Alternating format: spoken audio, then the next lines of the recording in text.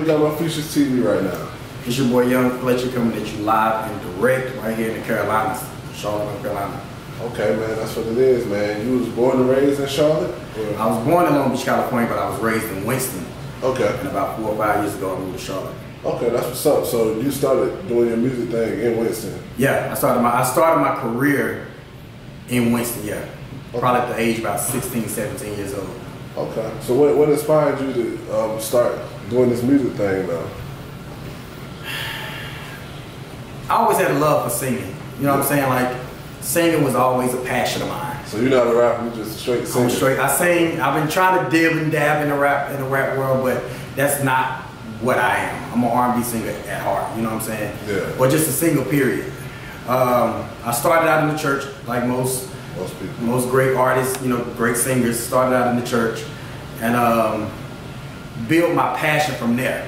You know what I'm saying? I learned at an early age that singing a song I can make people cry under the tone of my voice. I can make people turn the fuck up. You know what I'm saying? I learned at an early age that I had that gift, which some would call the anointing. But I learned that at an early age that I had power through my voice. So that's one of the reasons why I stuck with it and discovered that it was my passion. Okay, that's what's up. And so like when did you was like doing your thing on Winston? Like it was like what, 6 years ago? Nah, I've been doing this shit. I've been doing music going on almost 10 years now. Okay. And I did a song called "I Just Want to Know Your Name" that charted on the billboards and everything. But it started in my hometown. Okay. You know what I'm saying? And it just kind of I'm gonna tell you the crazy part about this song. It was one of my least favorite records that everybody gravitated to more. And I remember the homie Tap Money, shout out Tap Money, he had heard it and he was like, you know, I'm gonna throw it into the mix. And you know what I'm saying, if people fucking with it, you know what I'm saying, they'll call it and request it. Yeah. The calls got like overbearing, you know what I'm saying? Like everybody was calling and requesting the record, and the shit just kind of like caught wildfire. You know what I'm saying? It went from there to South Carolina to Atlanta, and then after that I was touring. You know what I'm saying? So the shit really picked up and took on a life of its own. But I started about 10 years ago with a record called "I Just Want to Know Your Name." Okay, that's what's up. And that the momentum just carried over type crazy. Yeah. So we were just talking about it before the interview, like about the North Carolina scene, like music scene. Yeah. From back then compared to now. What's the major difference from back then to now? What I'm saying now that I didn't see back then was the unity. And that's something that I mean, shout out to the baby. You know what I'm saying? I'm not saying he's the only one that brought unity to this situation, but he brought awareness. And it's not to say that Peter Pablo or anybody else didn't, but right now he's the #1 artist in the world. He got a lot of people paying attention to the Carolinas. But something I see now that I didn't see back then is unity. You know what I'm saying? And I don't know if it's just because we've been looking and seeing how niggas in Atlanta or different places we're doing, you know what I'm saying, and we just start to knowledge ourselves about it, that we need to come together opposed to fighting each other, or just, you know what I'm saying, because it was a lot of, back then it was, I mean, social media wasn't what it was.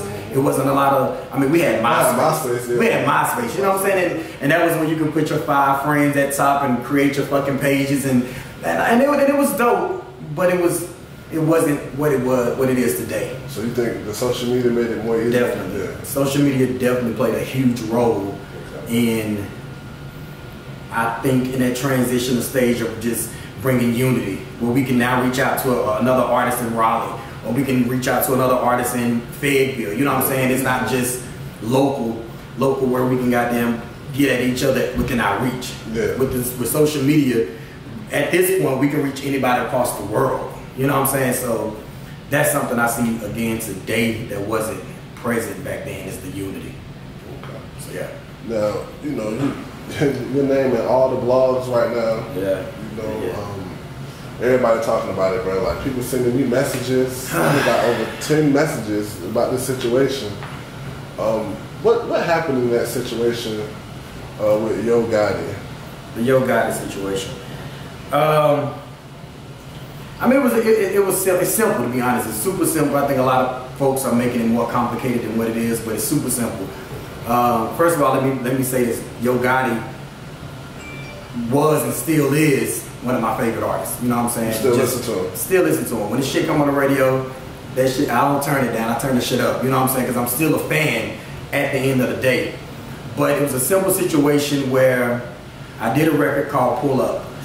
And what year was this? This was probably 2017. 2017, I believe. 16, 17, yeah. Right. So I did a record called Pull Up, and the CEO of the label that I'm signed to, SDE, shout out SDE, Michael Terry was like, yo, we need to put a feature on this. Who you thinking?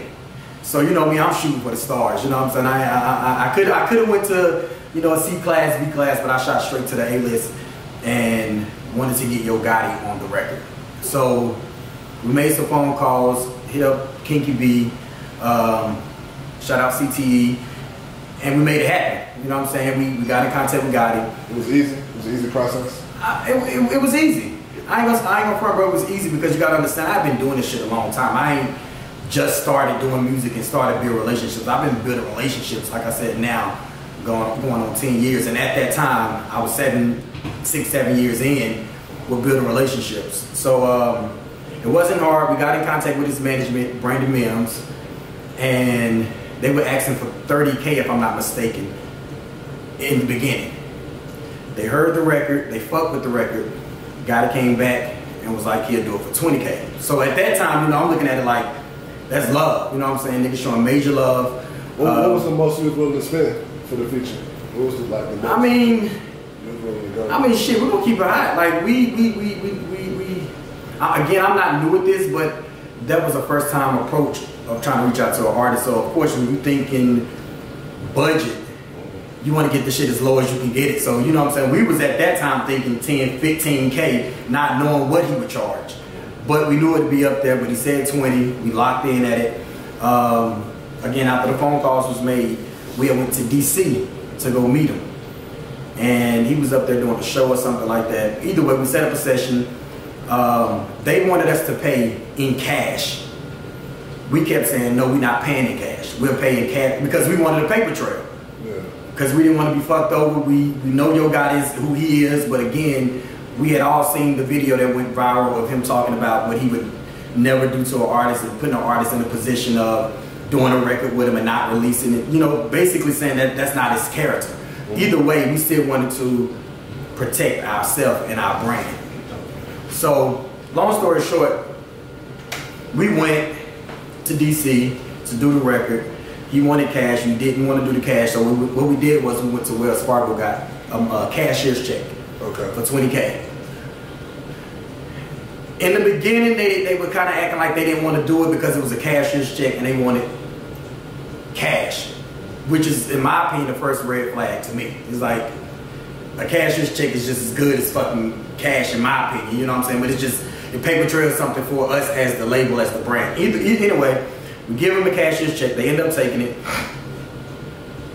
We didn't do the record in DC, so we went back to Carolina, and I think he went to New York the next day, laid the verse down, and sent the shit to us. Like, we paid him. So he did send it, he sent it to you, huh? Yeah, absolutely. Like, we paid him on a Saturday, we got the verse on a Sunday. You know what I'm saying? So it wasn't like a situation where he got our money and didn't produce. That's what I thought. I thought he took money and didn't even answer y'all calls. No. The answer, this is when he stopped answering the phone calls. So long story short, after he did the verse, we then started setting up other shit to get the record, you know what I'm saying, out there. You know what I'm saying? We wanted to pay for radio. You know, we can't pay for radio, but we had to pay somebody to market and promote the record. You know what I'm saying? Which is a budget of its own. That's $75,000. A lot of people think, you know what I'm saying, you just throw a record out there, you put it on Facebook, Instagram, SoundCloud, and the shit take on a life of its own. No, you gotta pay motherfuckers to really market and promote the record. So we went through that stage. We did a release party. We did everything that we were supposed to do. And we had set up Brandon Mims from CTE wanted to set up a meeting with me. So I went to the meeting, but I also took my team. I took my label with me. And basically he was offering me a deal to sign to CTE, but I couldn't do that. You know what I'm saying? I'm loyal to who I'm fucking with. They've been riding with me from day one. It's like me kicking them to the side and going to take a deal with y'all. make me look like a fuck nigga. You know what I'm saying? So just out of respect, I just didn't think that was the best idea. So then we started talking about management, which at that time, I was intrigued, you know what I'm saying? Like, I wasn't against the whole managing part, but I didn't want to do the label part because it just, what would that have left my other label? You know what I'm saying? That's spinning the bread and putting the work in. So anyway, pretty much after turning down that whole situation with the deal and sort of kind of entertaining the management side of things, that's when shit started to get shaky. You know what I'm saying? We exchanged emails back and forth between my label and CTE with them saying that they would sign off on the record, which is essentially what got us the, which is and what, CTE is the reason why you got the feature, right? Not CTE, I'm sorry, CMG. Sorry, CMG. Okay. So there were email trails going back and forth between my label and CMG. Okay, CMG. That was essentially, again, what got us, that was the paperwork trail.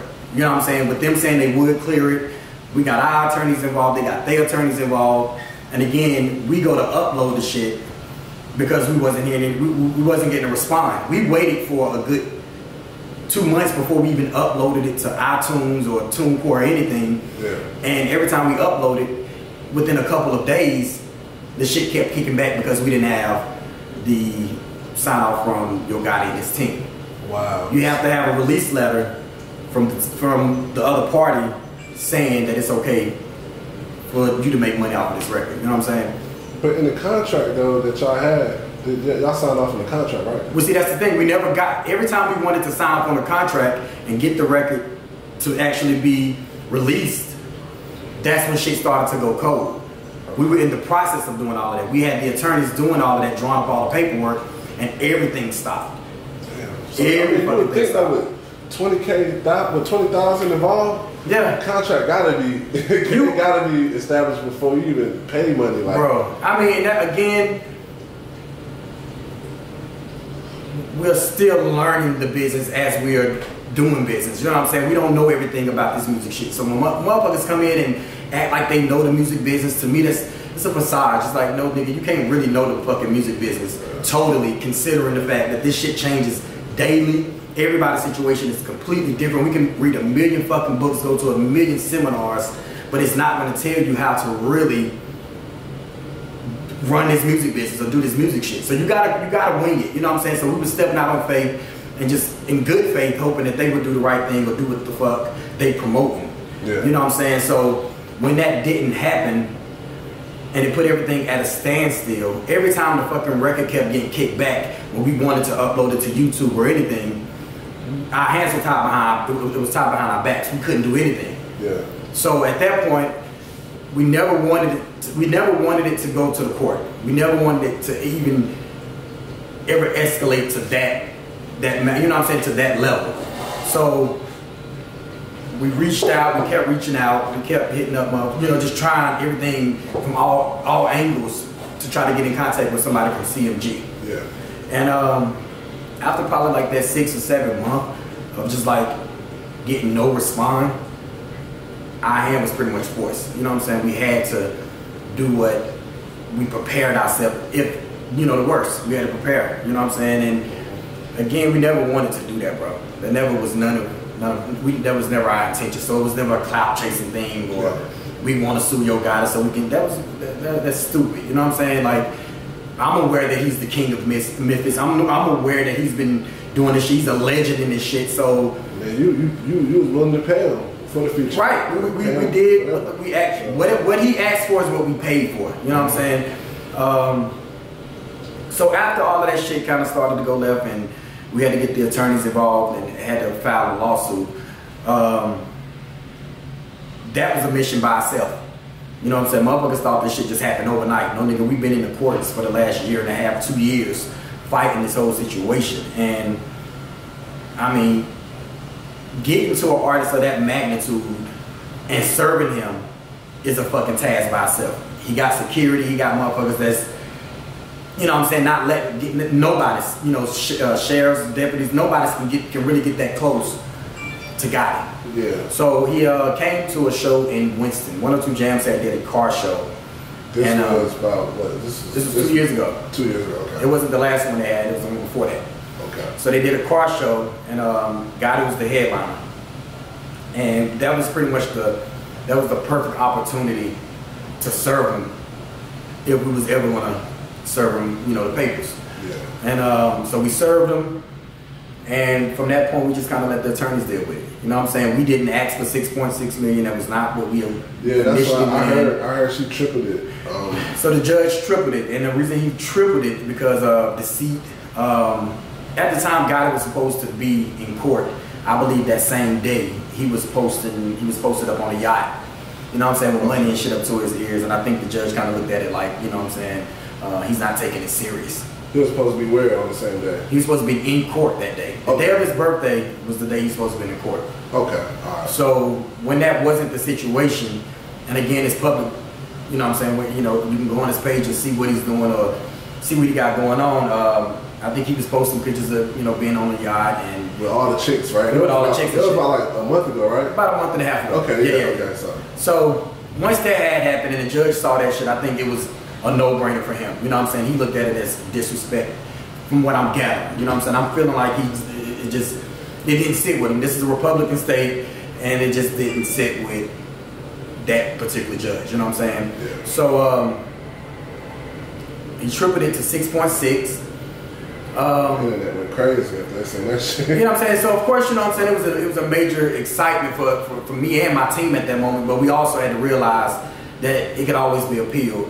And when you appeal something, you don't know how the appeal how it can go. Okay. So we was waiting for the appeal. They did an appeal, and about 2 weeks ago, he filed for a motion.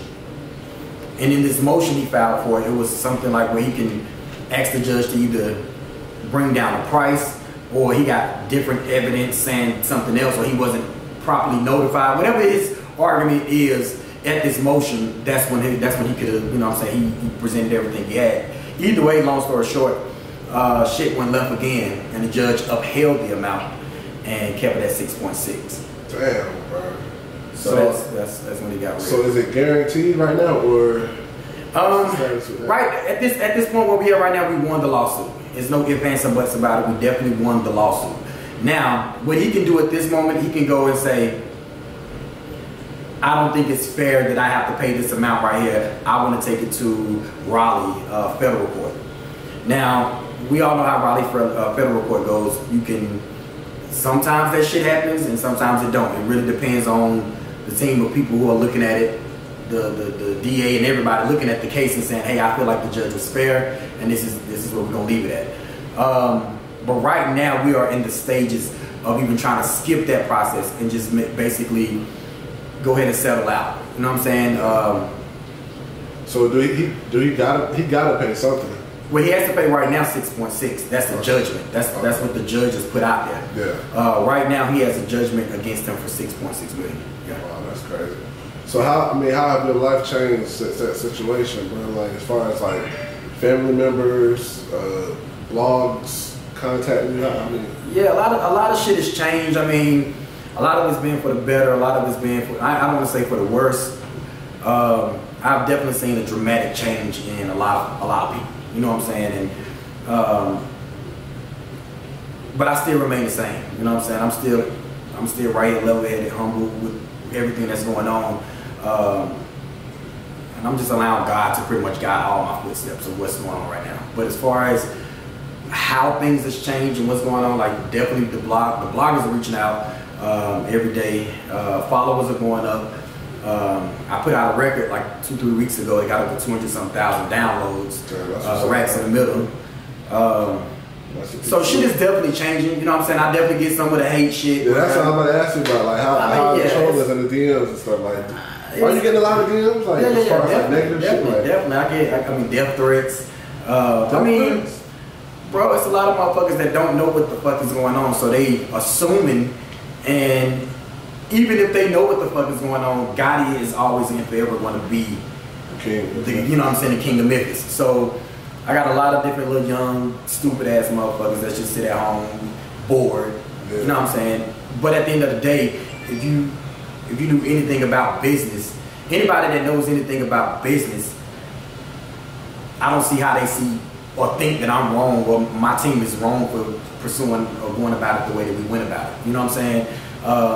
You don't just put $20,000 in a man's hand and $75,000 over here for radio and other funds, other places, and walk away from the shit like it's cool. You know what I'm saying? Like, okay, we took that L. It's a lot of shit you could take L's to, but you don't take L's to something over $100,000. It just, it don't make sense. Yeah. So, yeah. With that amount though, man, I feel like people would be going online talking shit. Yeah. You know, but I never heard you go online ranting, fuck your Gotti. You know, I think that shit is, that's goofy as hell. That's corny as fuck in my opinion. I feel like at the end of the day, I really don't know what the fucking situation is. I don't know if it's his team fault. I don't know if it's his fault. Or if he said fuck young Fletcher. I don't know what the fuck happened. So what I didn't want to do is build an imagination and go off of fucking nothing ranting. You know what I'm saying? And right now what he's saying is his team didn't properly handle everything on their end. You know what I'm saying? So I don't even know if this is a Yo Gotti fault. It may be something that happened with the team and they fucked up and now it's costing them on the back end. But yeah, that's not my style, bro. That's not my style. That's what's up, man. So what you, I know you said you dropped the Rats in the Middle freestyle and it went to 200K downloads. What you about to drop, man? So I'm working on my mixtape right now. It's called 7 Days, 7 Nights. It's set to be released August 10th. And it's fire, bro. Like, I'm completely zoning the fuck out. No features. Yeah. No fucking features. I don't even want no local features. No more features ever? Well, I ain't gonna say ever. I mean, right now, with all of the drama that this shit escalated and accumulated up, like, I'm good on features right now. But that's my whole goal right now, is to just put out good music and just reach out to the struggling souls. That's always been my passion. You know what I'm saying? And regardless of all the drama that's going on with this Gotti shit and other things, my focus has always been to reach struggling souls. Meaning, like, if you've never been through shit in life, if you never experienced shit in life, then my music probably ain't what the fuck you want to listen to. I'm talking about real shit. I'm talking about things that I've been through. I'm just back in my zone. You know what I'm saying? I'm back in my zone, and what I'm doing is I'm thriving off of the love and putting the bullshit up under me as a stepping stone. Yeah, that's what's up about you, man. Much success, much luck to you and your situation, bro. And I appreciate you letting me come out here and interview you and get the exclusive. Because you said the other interviews is over the phone. Yeah, all my interviews has been like over the phone. You know what I'm saying? But this is the first one. You know what I'm saying? Face to face. And I'm always nervous as fuck when I do these little interviews like this. But I take it as a privilege still. You know what I'm saying? So I appreciate it.